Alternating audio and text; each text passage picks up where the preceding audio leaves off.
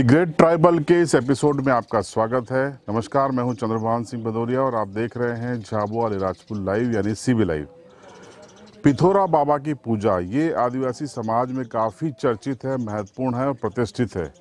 आज मैं पहुंचा हूं अलीराजपुर ज़िले के राक्सला गांव में होली फलिया में, और मेरे साथ जो खड़े हैं ये हैं भाई सुरेश भेड़िया, और इनके यहाँ पर पिथौरा बाबा की पूजा हो रही है। 5 साल पुरानी मन्नत है जो उतारी जा रही है। तो पिथौरा बाबा की पूजा क्या है, क्यों मनाते हैं, क्या तरीका होता है, सब कुछ जानेंगे इनके घर पर, इनके साथ, और जो स्थानीय आदिवासी समाज के लोग हैं उनके साथ। तो आइए आप मेरे साथ। पिथौरा की शुरुआत की अगर हम बात करें तो जो मेरे पास उपलब्ध जानकारी है उसमें इसका मूल रूप भीमबेटका में जो पाषाण युग में पत्थरों पर चित्रकारी हुई थी वहाँ से ये शुरू हुई है। और ख़ास बात ये रही कि उस समय न तो लिखने का कोई साधन होता था, न जिस पर लिखा जाए वो कोई साधन होता था। तो उस युग के जो आदि मानव थे उन्होंने अपने आसपास के वातावरण में जो देखा है, जो महसूस किया है, और जिसकी आवश्यकता उन्हें लगी है कि ये मनुष्य के लिए उपयोगी वस्तु या कोई प्राणी हो सकता है, तो उस कारण से उन्होंने शुरुआत वहाँ से की थी। लेकिन धीरे धीरे जब विकास होता गया और लोगों को ये महसूस हुआ कि जीवन यापन करना बड़ा कठिन होता जा रहा है, आपदाएं, बीमारियां, परिवार के अंदर बहुत सारी प्रकार की परेशानियां का जब मामला सामने आया तो स्वाभाविक तौर पे प्रत्येक मनुष्य ने यह महसूस किया कि कोई ऐसी देवी शक्ति है कि अगर वो प्रसन्न रहे तो हमारी परेशानियां भी दूर हो सकती है और हमारी मनोकामना भी पूर्ण हो सकती है। वहाँ से इसकी शुरुआत हुई। और चूँकि मनुष्य का सर्वप्रथम निवास जंगल में और आसपास के क्षेत्र में, जहाँ पेड़ पौधे पशु पक्षी के बीच में ही जीवन यापन हुआ, तो उन्हें लगा है कि ये संसार को चलाने के लिए कोई ऐसी देवी शक्ति है कि जिसकी कृपा से ही सब संभव होता है और सब कार्य भी मनोरथ पूरे होते हैं, सब कार्य के मनोरथ पूरे होते हैं। तो इन लोगों ने जब देखा है कि हमारे आसपास के वातावरण में पेड़ पौधे और प्राणी, जितने भी अन्य प्राणी है, ये सब नज़र आते हैं, तो इन्होंने इसको एक देवता का रूप दिया और इस प्रकार से पिथौरा की प्रथा चालू हुई। थोड़ा सा फ़र्क ये है कि गुजरात में जो पिथौरा की चित्रकारी होती है, जिसे हम फॉक आर्ट कहते हैं, तो आदिवासी चित्रकला, तो उसमें जो शैली है वो थोड़ी अलग प्रकार की है। और हमारे अलीराजपुर क्षेत्र के में जो पिथौरा का अंकन होता है वो शैली थोड़ी अलग है। तो यहाँ पर क्या है कि अलीराजपुर ज़िले में जो पिथौरा होता है उसमें लगभग अधिकांश पशु पक्षी का चित्रण होता है। और उस प्रकार से गुजरात शैली में उतना चित्रण नहीं है। वहाँ पर घोड़े की आकृति भी बड़ी लंबाई वगैरह में होती है, बड़ी संख्या में घोड़े होते हैं, बाकी प्राणी वगैरह का प्रचलन कम है। पिथौरा मुख्य रूप से किसी भी परिवार में जब उन्हें महसूस होता है कि परिवार में स्वास्थ्य ठीक नहीं है, फसल ठीक नहीं आ रही है, या उनके परिवार में बीमारी की दिक्कतें हो रही है, या किसी प्रकार की कोई मनोकामना या जो इच्छा है वो पूरी नहीं हो रही है, तो वो बाबा देव के सामने एक मन्नत लेते हैं कि अगर मेरा ये काम पूरा हो जाता है, सफल हो जाता है, मेरी इच्छा या मेरी मन्नत पूरी हो जाती है, तो मैं बाबा देव की पूजा कराऊंगा।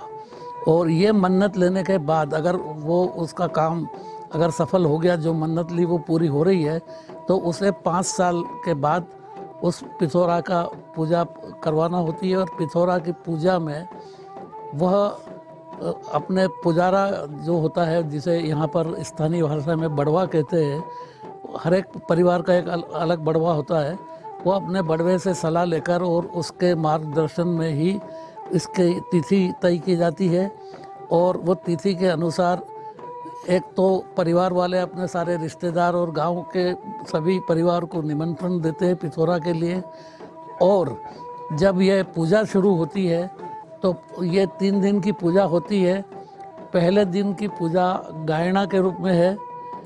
गायना का मतलब है गीत, और ये गीत है निमंत्रण का गीत है। इस निमंत्रण में जितने भी देवी देवता है, जितने भी सूर असुर, अगर रावण है तो रावण का भी निमंत्रण होता है और राम का भी निमंत्रण होता है। सभी देव देवता असुरों का निमंत्रण इसके साथ होता है। पहले दिन ये गीत की शुरुआत होती है। अगले दिन सुबह से ही इस दीवार पर भित्ति चित्र बनाए जाते हैं। और ये दीवार पहले तो होती थी, बांस की बनी हुई होती थी, जिस पर मिट्टी का लेप होता था। और मिट्टी के लेप पर जो रंग किया जाता था वो गेरुआ रंग होता था। गेरुए रंग के ऊपर ये चित्रकारी की जाती थी। और विशेषता ये थी कि पिथौरा में जो चित्र बनाए जाते थे उसमें सभी प्राकृतिक रंगों का उपयोग होता था।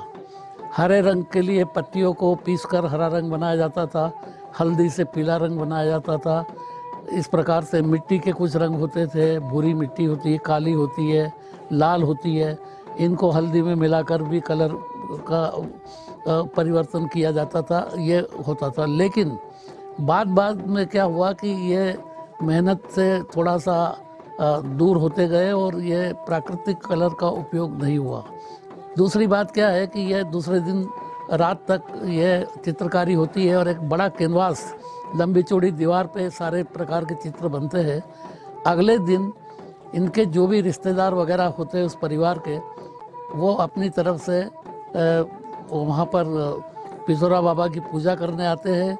और अपनी क्षमता के अनुसार उनके रिश्तेदार परिवार के जिसके यहाँ पिथौरा होता है वो लोग बकरे वगैरह भी लेके आते हैं। कुल मिलाकर ये है कि एक ये आस्था और विश्वास का त्यौहार है। और ये ज़रूर है कि जिसने भी मन्नत ली है, जिस परिवार ने मन्नत ली है, उसका काम निश्चित रूप से सफल भी होता है।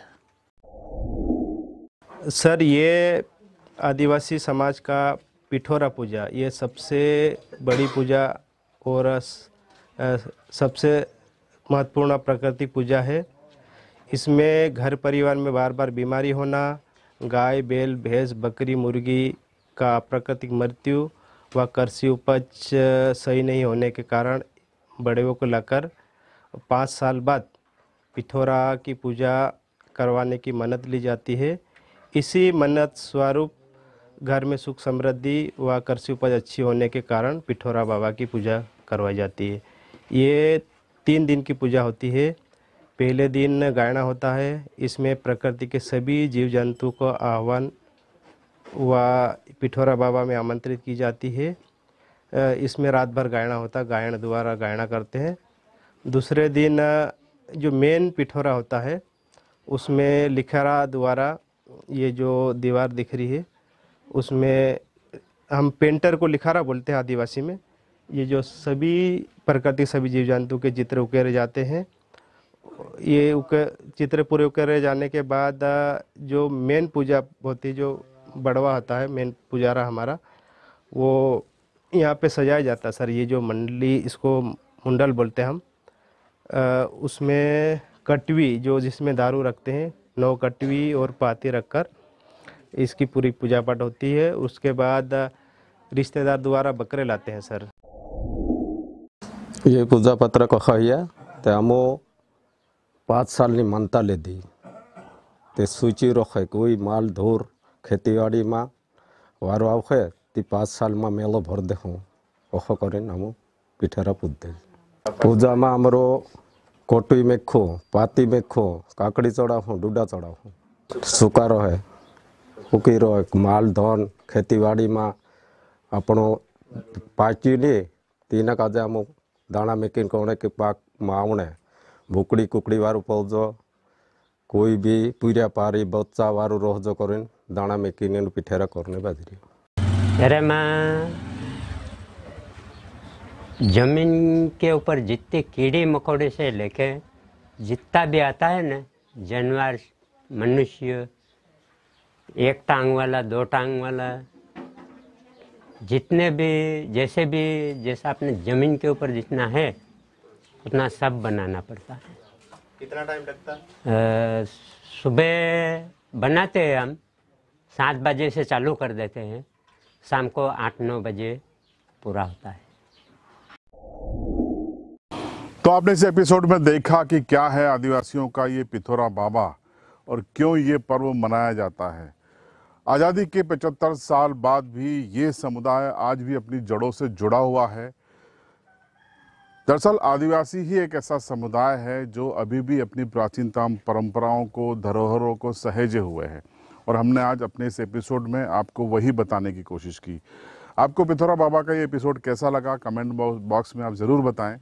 चैनल को आपने अभी तक सब्सक्राइब नहीं किया है तो सब्सक्राइब करें और बेल आइकन दबा दें ताकि इसी तरीके के एपिसोड आपको लगातार देखने को मिलते रहें।